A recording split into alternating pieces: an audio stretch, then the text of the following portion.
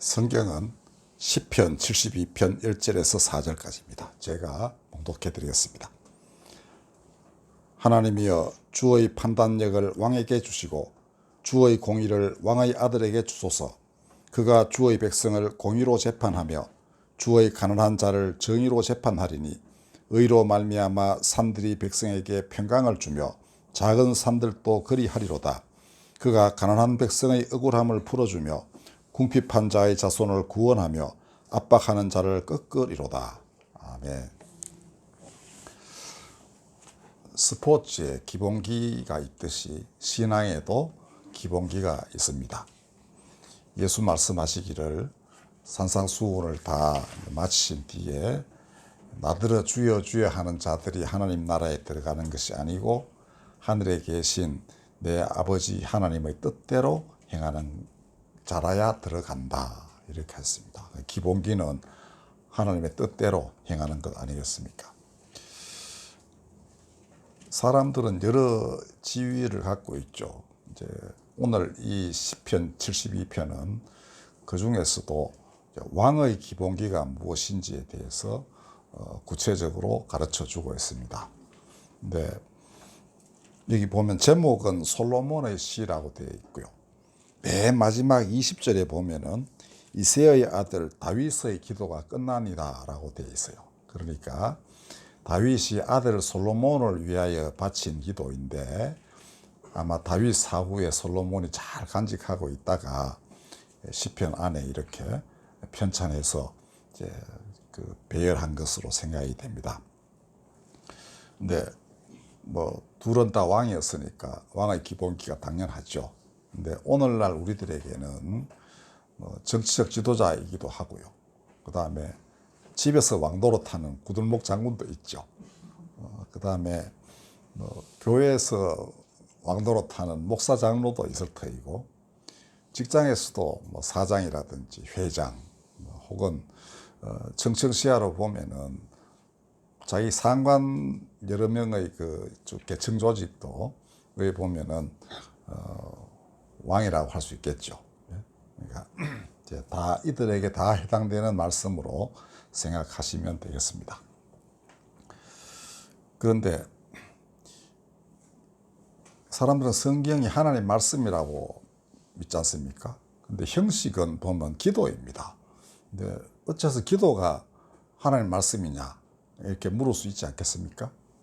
그런데 그 기도가 누가 들어봐도 하나님 뜻에 합당한 것이겠다라고 생각될 때 그게 이제 계시로 자리매김이 되는 것입니다.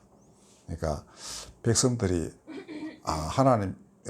하나님이 원하시는 지도자라면 이래 해야 되지 않겠나 하면, 그게 사실은 사람들 마음속에 하나님이 이미 왕이란 원래 이런 것이다 라는 걸 심어준 증거이기도 합니다.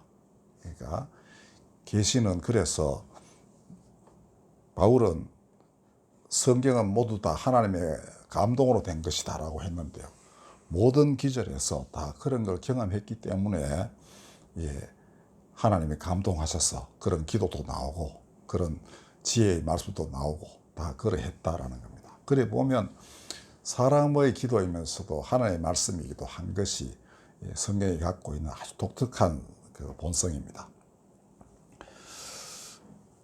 그래서 사람 심중의 소원이 하늘을 찌를 듯하면 그게 하나님 심어주신 마음이고요.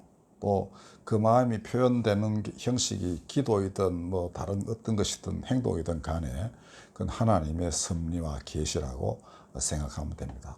성경 전체가 그렇게 되어 있습니다. 자, 그런 측면에서 보자면 오늘의 이 본문은 많은 사람들이 그냥 공감할 만한 그런 내용들로 되어 있습니다. 첫 번째, 그는 먼저 하나님의 판단력과 공의를 구해야 합니다.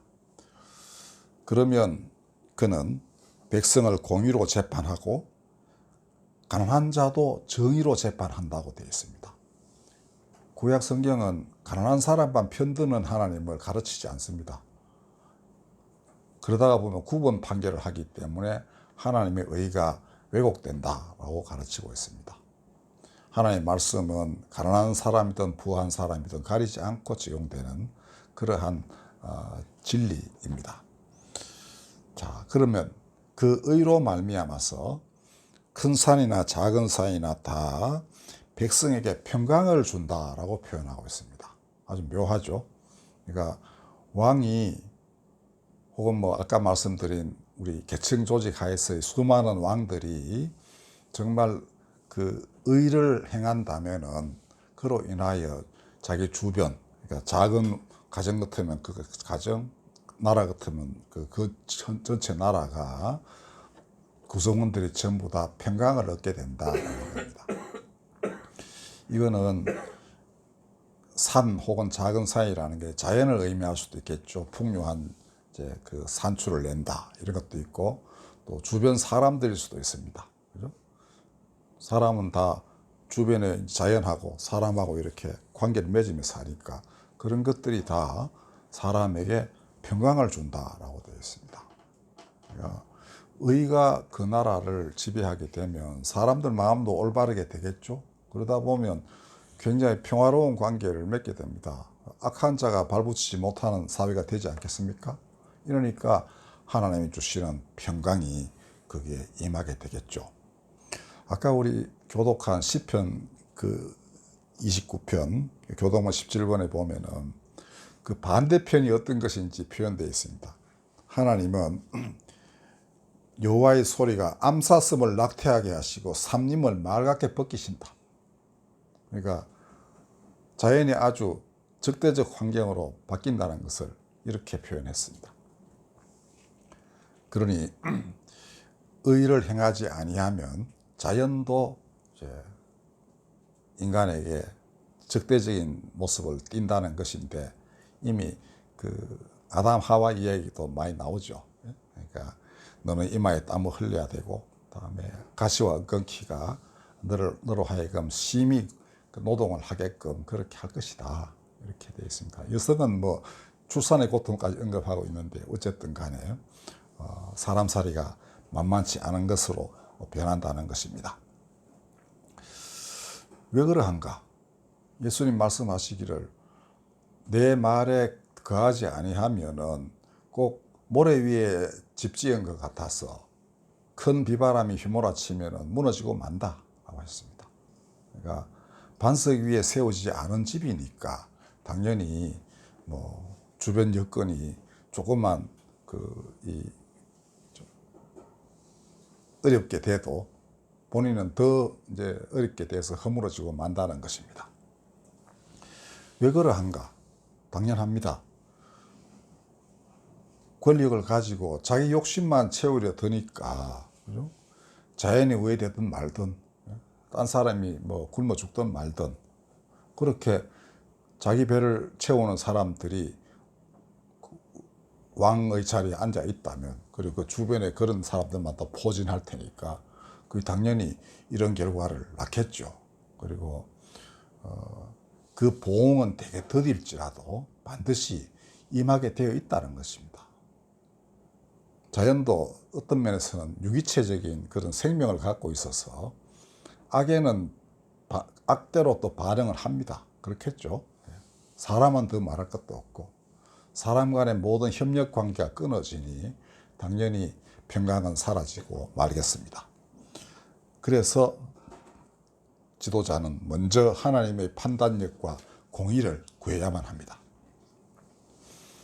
두 번째로 그는 가난한 백성의 억울함을 풀어주며 궁핍한 자의 자손을 구원하며 이렇게 되어 있습니다. 구약 성경은 가난이 굉장히 큰 주제였습니다. 그래서 뭐 빈부격차가 항상 생길 수 있지 않겠습니까? 그 다음에 그 빚에 시달리다가 이제 종이 되기도 하고 그런데 종은 뭐 나가서 살기 힘들면 7년째는 원래 해방시켜 주지만 그래도 안에서 있는 게 낫겠습니다 할 때 그대로 또 종살이를 계속하게 해요. 그렇지만 대를 이어서 할 수는 없게끔 50년째 되는 희년에는 반드시 내보내도록 이렇게 했고요. 그 다음에 땅은 전부 하나님의 것이다 라고 했습니다. 그러니까 땅이 네 것이냐, 네 멋대로 써라. 이런 거는 성경에는 존재하지 않습니다. 그러니까 땅을 차지하기 위해서 사람 죽이는 거, 이것도 사실은 마땅치 아니한 것이죠. 그죠? 가난한 백성의 억울함을 풀어주고, 그 다음에 뭐 고아와 과부와 나그네를 돌보라. 돌보는 방법 중에 이제 밭의 소출을 말짱 거두지 않고 많이 남겨둔다든지, 다 이렇게 해서 살아가게끔 했습니다. 어차피 살다 보면 능력의 차이도 있고 여러 가지 사정상 이제 어려움에 처할 수도 있는데, 사회 시스템이 그들로 하여금 최소한의 사람으로서의 그 존엄을 지킬 만큼 살도록 그렇게 만들어 가라라는 것입니다. 그러니까 지도자는 더더욱 그런 사람들이 있는지 없는지를 살펴가지고 반드시 그 필요를 채워주는 것이 왕의 도리다라는 것입니다. 그러니까 이 시편 72편은 구약 성경에서 굉장히 중요합니다. 그 왕의 길이 뭔지를 확실하게 가르쳐 주는 겁니다. 그러니까 원래 이스라엘은 지파 동맹으로 이렇게 살아갔죠. 왕이 없이 그 지방자치처럼 이렇게 돼 있습니다. 그러니까 특별한 지도자가 없으니까 욕심내 가지고 자기 땅 다 만들고 하는 이런 사람이 없었던 것이죠. 그런데 다른 나라들이 전부 왕을 갖고 있으니까 이스라엘도 왕을 달라고 막 그랬습니다. 사무엘이 듣고 못마땅해 가지고 하나님께 기도를 했더니 하나님도 역시 그놈들이 내 대신 왕을 섬기려고 그런다. 그렇지만 어쩔 수 없다. 이제 기름 부어서 세워라. 이렇게 해서 그래서 메시아라는 단어가 생기게 됩니다. 기름 부음 받은 자라는 것이 메시아고, 그게 그 헬라어로 그리스도이죠. 근데 왕은 필시 주변의 모든 왕들이 그렇듯이 지배하고 착취하고 그다음 세습시키고 이런 거 아닙니까? 그러니까 세습이라는 거, 자기들 그 혈통이 계속 그 특권을 누리겠다 이런 거 아니겠습니까? 그러니까 하나님이 그 엄격하게 단속을 하는데 왕에게 특별히 이런 의무를 부담시켰습니다. 그러니까 사울은 잘 못 알아들었고요. 1대 왕, 2대 왕 다윗은 알아들었던 거죠. 아, 이게 잘못하면 이 왕권도 사라질 수가 있다. 그래서 내가 지금 나도 이걸 하겠지만 내 아들도 이렇게 하나님의 판단력과 공의로 세상 다스리도록 그렇게 돼야 되겠다. 이래서 다윗이 아주 간곡한 기도를 바쳤고, 이 백성들도 마땅히 그래야만 합니다. 이렇게 동의가 된 거겠죠. 그래서 이게 성경에 편입이 되는 것입니다. 노자도 그렇게 말했습니다. 노자가 상선작수라는 말 가끔 들어보셨죠? 최고의 선이 있다면 그거는 물과 같은 것이다 라고 해요. 그러니까 물의 덕이 뭐냐 하면 제일 낮은 것부터 채워나간다는 겁니다. 높이 있으면 낮은 대로 평평하게 또 고르고 가림 없이 간다는 거죠. 뭐 돌이 있으면 피해가긴 하지만 결국 돌도 물의 힘을 이길 수는 없죠. 자, 그거는 모든 부도에 보면 골고루 잘 흘러 들어가서 그 가난한 사람들이 그 은택을 누리게끔 돼야 되는 것이 하나님이 원래 이 자연에게 주신 풍성한 은혜는 그렇게 되도록 돼 있어야 한다는 것이죠. 자, 근데 이게 잘 안 되는 게 인간의 그 삶입니다. 그 노동의 종말인가 뭐 그런 책, 프리드만이 쓴 책에 보면은 월가에는 돈이 흘러 넘치고 아프리카에 사는 사람들이 생수 없어서 죽어간다는 거예요. 근데 이게 일로 흘러 들어가지 않는 것이 문제라는 것이죠. 가만 생각해 보면 뉴욕에서 아프리카 가는데 하루도 안 걸리지 않습니까? 열몇 시간이면 사람은 갑니다. 근데 돈은 10년이고 20년이고 안 가는 거예요. 그죠? 사람이 가서 놀러 가고 뭐 거기서 뭐 아프리카 뭐 즐기기도 하고 이렇기도 하지만 꼭 필요한 돈은 안 간다는 겁니다. 이게 인류의 문제다. 빈곤의 종말이라는 책입니다. 그래서 그러하구나라고 세상살이를 돌아보면은 다 그렇게 꽉꽉 막혀 있지 않습니까? 근데 지도자는, 즉 왕은 그런 장벽을 허물어 가지고 이게 잘 돌도록 해주는 그 역할을 해야 된다는 것입니다. 그러므로 그는 세상 돌아가는 이치를 잘 꿰뚫어 보고, 그다음에 어디서 이렇게 막히니까 이것 뚫어주면 이렇게 가겠구나, 이걸 잘 알고서 정책도 세우고 그걸 수행을 정말 잘 해야 됩니다. 그리고 그런 측면에서 보자면 진정한 왕은 가난이 얼마나 무지막지한 고통인지를 잘 알아야만 합니다. 네. 왜 이스라엘이 나중에 멸망하게 됐냐 가만 생각해 보면, 다윗은 고생 세게 많이 한 사람입니다. 형제 중에도 제일 막내여 가지고 위에 치이기도 하고 했지만 그 다음에 이제 이 기름 부음 받은 뒤에도 사울 때문에 센 고생을 하고 동굴에 들어가서 몇 년씩 살고 뭐 이랬습니다. 그래도 범죄를 저질렀는데 아들 솔로몬은 아주 좋은 환경에서 결국 태어나 가지고 잘 자랐습니다. 그래도 아버지가 살아 있으니까 솔로몬은 지혜도 구하기도 하고 또 지혜롭게 되기도 하고 통치를 잘 한다고 했습니다만은, 성경은 그 믿음이 아비만 못하였다 이렇게 말하고 있습니다. 그러니까 뭐 후궁도 많고, 그다음에 그쪽 신당도 막 궁궐 안에 짓기도 하고 이렇게 했어요. 자, 손자 대에는 더 한심한 아들이 태어나게 됐습니다. 이것들은 그냥 흥청망청 또래끼리 놀러 다니고 이랬습니다. 근데 아버지가 더 크득 죽으니까 이제 더 기고만장해가지고 이제 내 세상이다. 그전에는 아버지가 딱 있으니까 그래도 좀 제약을 받았지만 이제는 자기 세상, 모든 게 내 거다. 이렇게 하다가 남북 왕국이 분리되고 말았습니다. 그죠? 그러니 어찌 보면 이제 새로 다 밑에서 교육을 시키는 게 올바르지 않았나 하는 생각이 듭니다. 근데 다 물려주다 보면은 본인도 망치고 그 사람이 이제 치리해야 할 그 공동체도 망치는 그런 결과를 낳는 것 같아요. 그래서 이 수업은 필요하고, 또 하나님이 사람 세우실 때에도 이 과정을 기억해 하시지 않나 하는 생각이 듭니다.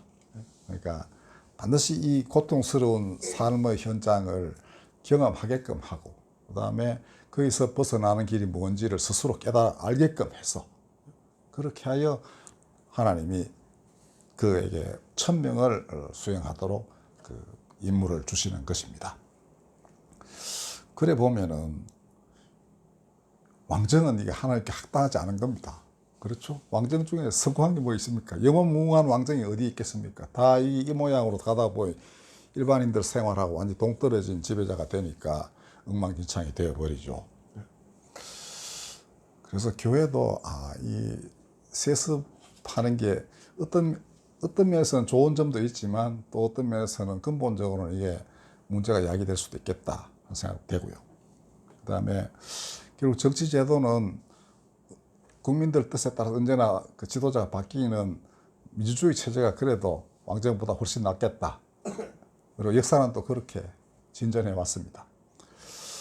그러니까 한 정당이 일당 독재로 전 역사를 지배하려는 공산당식의 통치체제도 이게 안 맞는 것이죠. 그리고 20년, 100년 집권하겠다. 이것도 그러니까 합당치 아니한 생각입니다. 집권이 문제가 아니라 어떻게 하면 백성들에게, 일단 여기 보면 가난을 명쾌하고 궁핍한 자의 자손까지 돌보게 하느냐, 이게 우선적이어야 될 텐데 자기들 권력을 유지하겠다고 생각하는 이런 정치인들은 하나님 뜻에 합당하지 않죠. 국민들도 원치 않죠. 동의할 수 없는 것입니다. 자, 그 다음에 압박하는 자를 꺾어야 한다. 이 세 번째 지도자의 기본기입니다. 그 4절 뒤에 부분에 압박하는 자를 꺾으리로다. 자기 자신도 말할 것도 없이 압박하는 자가 되어서는 결코 안 되죠. 갑질해서는 안 된다는 얘기입니다. 한마디로. 권력을 이용해 가지고 어떻게 하겠다는 거, 이런 사람 되게 많거든요. 제가 며칠 전에 어디 갔다 후배, 바로 1년 밑에 후배인데요. 변호사입니다. 만났더니 또 제가 잘 아는 같은 그쪽의 동기 후배가 상당히 힘들게 살긴 해요. 근데 아주 낙천적인데 대기업과 무슨 소송이 붙었습니다. 근데 이겼어요. 대법원까지 가서. 그런데 상대방이 이제 상무가 와서 화해하자고 그랬답니다. 이 변호사는 반드시 법관 앞에 가서 재판상 화해를 해라고 했는데 이 친구가 마음이 하도 너그럽고 이래서 아이 뭐 됐다고 그냥 화해하자고 했는데 말입니다. 그 상무의 전무가 또 있었거든. 이놈이 털어버렸어요. 그리고는 재판은 이미 이제 상고 취하를 해버린 거예요. 다시 재판할 수 없는 상황이 되어버렸습니다. 이 재판이 한참 진행되는데 그걸로 우리 화해하니까 끝났습니다. 이러면 일사부재리 원칙 때문에 다시 재판 못해요. 이놈이 그거를 노리고서 이제 몇 억 줘야 되는 그 손해배상을 그 기업이 안 하게 됐습니다. 지금 공경 겪고 있는 삼성이었습니다. 근데 제 기업 형태 잘합니다. 기업 자체의 그 어떤 방향이 문제가 되는 게 아니고 중간중간에 이런 이제 개개인이 자기 지위 보전을 위해 가지고 이게 회사에게 유리하고 자기 이제 지위 보전하는데 야 회사 돈 아꼈구나 뭐 이런 것 때문에 갑질을 엄청나게 하는 겁니다. 중간에 과장급 이런 사람들도 그 전에 보면 중소기업 그렇게 애를 먹여 가지고 결국은 그 특허 포기하게 하고 이제 쌍값에 그냥 거둬들이고 저 친구는 그냥 다 넘겼으니까 그거 가지고 뭐 할 수도 없게 되고 이런 일들이 굉장히 많았습니다. 그러니까 사람 살이가 이렇게 생겼구나 저도 많이 봤는데요. 그러니까 기업체 사장 내지 회장은 밑에 놈들이 그런 거 하는 것까지 잘 봐야 되는 거예요, 사실은. 그래서 압제를 꺾어라 하는 거는 그런 일이 없도록 하는 것도 왕의 덕목입니다. 그죠? 이 변호사도 그 문제 하나만큼은 분노를 하더라고요. 형님, 그랬더니 삼성도 나쁩니다. 이러고. 자, 근데 저는 뭐 삼성이 먹이 살린 게 훨씬 많으니까 뭐 판단은 또 다르게 할 수도 있지만 하여튼 그런 일들은 어느 곳에나 다 벌어지는 것입니다. 그러니까 이거를 최고 지도자는 하지 못하도록 통제를 해야만 마땅하겠죠. 그죠? 그렇다면 저도 그런 대기업에 대해 갖고 있는 이미지가 훨씬 좋아질 거예요. 그죠? 밑에 놈은 그럴지라도 회장은 뭐 그런 일이 있어? 이러고는 그냥 바로 근마 면직시키고 이건 손해배상 해주게 하고 이래 되면 좋겠습니까? 근데 뭐 그까지 나아가지는 않았던 것 같은데요. 여하튼 그렇습니다. 자, 어쨌든 압박하는 자를 꺾어야 한다. 이거는 독재자가 본래 자기와 자기 측근부터 챙기니까, 그죠? 이 압제받는 사람에게는 정말 위로자가 없는 거예요. 그리고 그거는 전도서 4장에도 아주 그 전도자가 탄식하며 표현한 게 있습니다. 그러니까 해 아래 내가 학대받는 사람들을 보니 학대하는 자에게는 권세가 있으나 학대받는 사람에게는 위로자가 없다. 이렇게 탄식했습니다. 하나님을 믿는 사람이 보기에도 이 세상은 그렇게 생겨먹었더라는 거죠. 근데 밥구렁이 마땅치 않습니까? 사람들이 원하는 것은 제발 학대하는 자가 없었으면 하는 것입니다. 그러므로 당연히 왕은 그리고 모든 지도자들은 이 덕목을 따라야만 하는 것입니다. 하나님의 명령입니다. 압제하지 마라 이것입니다. 예수님 말씀하시기를 하나님이 왜 나를 보내셨는지 이사야가 잘 말하였다. 주의 성령이 내게 임하신 것은 가난한 자에게 기쁜 소식을 전하게 하기 위함이다. 그 소식이 뭔가? 그거는 포로된 자에게 자유를 주고 눈먼 자를 다시 보게 하고 눌린 자를 자유롭게 하고 하나님의 은혜의 해를 전파하게 하려 하십니다. 라고 말했습니다. 이제 하나님이 너희와 함께 계신다. 그 나라가 임하신다라는 걸 전파하는데 그 나라는 바로 이런 나라다라는 것이죠. 이제 나라가 나라를 쳐가지고 정복하고 포로로 잡아가고 노예 삼고 이런 거 없는 나라다. 그건 하나님 나라가 아니다. 눈먼 자, 육체적으로 힘들어하는 사람, 이들 또 하나님 불쌍히 여기셔서 보게 하신다. 확실하게 말씀하셨습니다. 눌린 자 자유롭게 하신다. 그러니 왕 중의 왕, 우리가 흔히 그렇게 말하죠. 그 다음에 정말 모든 왕 중에 뛰어난 왕, 모든 세상 권세들이 그 앞에서 무릎을 꿇어야 할 이분은 이렇게 자신의 길을 말씀하셨습니다. 그러므로 세상 모든 지도자들도 이 길을 따르는 게 마땅합니다. 그렇죠? 문제는 왕이 이 길을 따라가지 않는다 해서 하나님이 즉각 무슨 응징을 하시는 것 같지는 않습니다. 오래 참으시면서 돌아오게 되기를 기다리셔서 그런 것인지 그건 모르겠습니다만은 우리가 경험으로 알 수 있는 것은 하나님의 침묵의 시간이 길면 길수록 왕은 기고만장하여 자기가 하나님이 된다는 것입니다. 북한이 그랬고 지금도 그렇고 이스라엘의 수많은 왕들도 그러했습니다. 전부 자기 생각대로 뭘 통치를 하려고 이래저래 도모를 했습니다. 오늘 이 시편을 이제 정비하고 기록해 남긴 솔로몬도 어찌 보면 그 길을 따라갔다 해도 과언이 아니죠. 하나님께 일천번제를 드리며 지혜를 그토록 강구해서 하나님이 다른 모든 것도 다 주리라고 얼마나 그 사랑스러웠으면 그렇게 하셨겠습니까? 근데 이 사람이 전혀 다른 쪽 길을 나중에 다 갔으니 후대 사가들이 기록하기를 믿음이 아비만 못하였다 이렇게 했습니다. 그리고 명백하게 그 아들들의 잘못으로 왕국이 분열됐고 그 다음에 그 대대로 이어지는 혈통으로 이어지는 어리석은 왕들 때문에 나라가 망하였다. 성경은 이렇게 기록합니다.